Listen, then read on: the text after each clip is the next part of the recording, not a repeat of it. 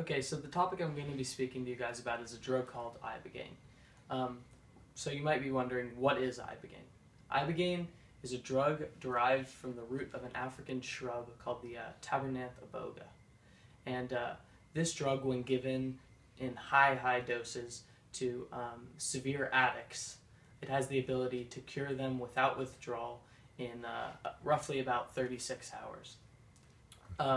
So this drug, when given to the addict, puts them in an incredibly severe psychedelic trip, to the point where it's so uncomfortable that this drug doesn't even actually have room for abuse, like other drugs that are used to cure addiction, like Oxycontin or methadone.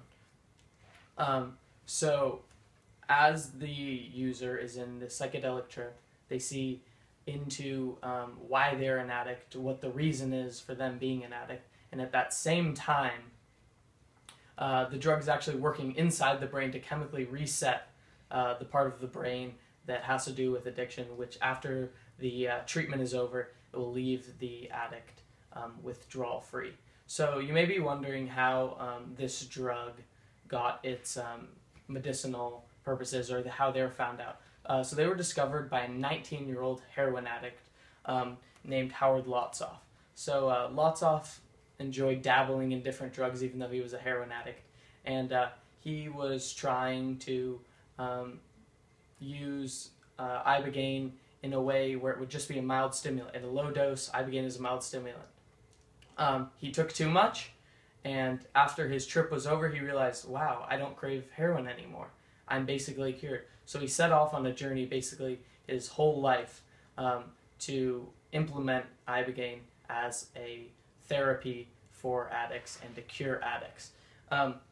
So he teamed up with Dr. Deborah Marsh at the University of Miami. She was a pharmacologist, and she agreed to get on board with him and really try to get this into the mainstream market to cure addicts. And it was actually got FDA approval at one point, I believe in the 80s. But funding fell through for the 8 patients that Miss Marsh was approved to try this on. So the funding fell through, and after that the DEA labeled it as a Schedule 1 drug, which means it has no medical properties whatsoever, which is outrageous. Ibogaine is currently legal in a couple other countries around the world: the Netherlands, Mexico, Canada. So people go to these areas of the world to seek treatment. So as I said, Ibogaine is withdrawal-free opiate detox, in less than 36 hours effective heroin, Oxycontin, cocaine, methamphetamines, and much more. Allows patients to deal with the events and trauma that led to addiction while resetting the brain to a pre-addicted state. So this is the Tabernath iboga plant. This is the root where the Ibogaine is derived from, and this is obviously the chemical makeup of Ibogaine.